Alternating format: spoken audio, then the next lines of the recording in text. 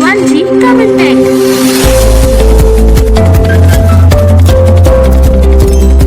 Hi friends, welcome to Vanji Tamil tech.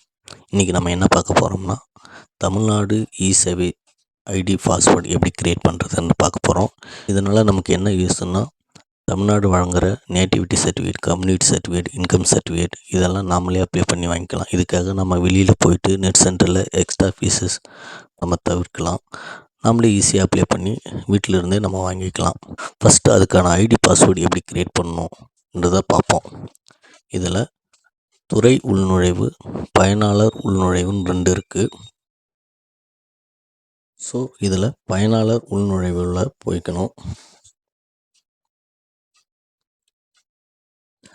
தமிழக அரசு நமக்கு என்ன மாதிரியான சர்வீஸ் நமக்கு கொடுக்குறாங்கன்றத இந்த லிஸ்ட் இருக்குது, பார்த்துக்குங்க. Community certificate, nativity certificate, income certificate, இந்த சர்டிஃபிகேட் எல்லாமே நம்ம வீட்டிலேருந்தே நம்ம அப்ளை பண்ணி வாங்கிக்கலாம். இதுக்காக நம்ம போயிட்டு நெட் சென்டரில் வெயிட் பண்ணி எக்ஸ்ட்ரா காசு கொடுத்து வாங்கணுன்னு அவசியம் இல்லை. நமக்கு எளிமைப்படுத்தி கொடுத்துருக்காங்க தமிழக அரசு. இப்போது ஐடி பாஸ்வேர்டு எப்படி க்ரியேட் பண்ணுறதுன்றதை நம்ம பார்ப்போம். ஆல்ரெடி ஐடி பாஸ்வேர்டு வச்சுருக்கிறவங்க ஐடி பாஸ்வேர்டு கொடுத்து உள்ளே போய்க்கலாம். ஸோ நியூவாக இப்போ தான் நாங்கள் ஐடி பாஸ்வேர்டு நம்ம க்ரியேட் பண்ண போகிறோன்றவங்க நியூ யூசர் சைன்அப் அதை கிளிக் பண்ணிக்கோங்க. இதில் கேட்டிருக்கிற டீட்டெயில்ஸை கொடுக்கணும். நம்ம ஃபஸ்ட்டு நம்மளுடைய ஃபுல் நேம் கொடுக்கணும். அதுக்கப்புறம் பார்த்திங்கன்னா டிஸ்ட்ரிக்ஸ் கொடுத்துக்கணும். நம்மளுடைய டிஸ்ட்ரிக், நம்ம என்ன டிஸ்ட்ரிக்கோ அதை கொடுக்கணும். அடுத்தது பார்த்திங்கன்னா தாலுக்கா கொடுக்கணும், என்ன தாலுக்கான்றதை கொடுக்கணும். நெக்ஸ்ட் உங்களுடைய மொபைல் நம்பர், ஆல்ரெடி உங்களுடைய மொபைல் நம்பர் இ-சேவையில் ரிஜிஸ்டர் ஆகாமல் இருக்கணும். ரிஜிஸ்டர் ஆகாத மொபைல் நம்பர் கொடுக்கணும்.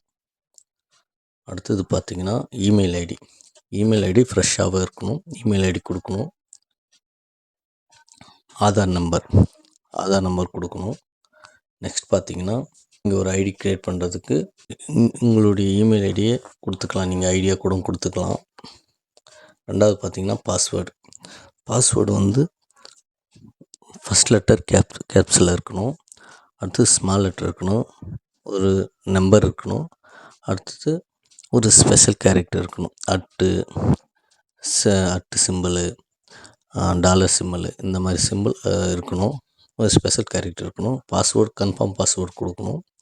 நெக்ஸ்ட் பார்த்திங்கன்னா இங்கே கொடுத்துருக்கிற கேப்சாவை நீங்கள் என்ட்ரு பண்ணி சைன்அப் பண்ணணும்.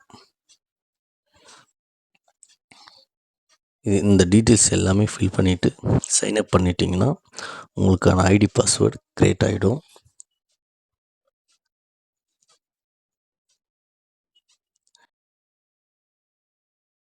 இதுக்கப்புறம் நீங்கள் லாகின் பண்ணி தமிழக அரசு வழங்குகிற எல்லா சர்டிஃபிகேட்டும் நீங்கள் ஈஸியாக அப்ளை பண்ணி வாங்கிக்கலாம். இதுக்காக நம்ம எக்ஸ்ட்ரா காசு கொடுக்க வேண்டிய அவசியம் கிடையாது. இதை நீங்களாகவே அப்ளை பண்ணி வாங்கலாம்.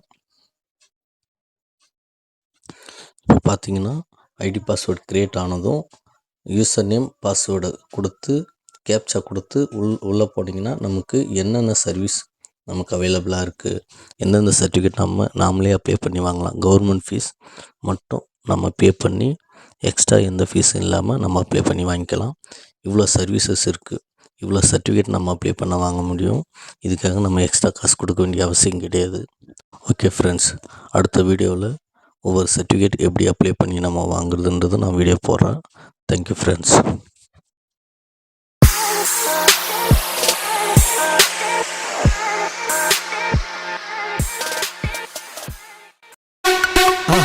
மறக்காம சர்ப்ரைஸ் பண்ணுங்க.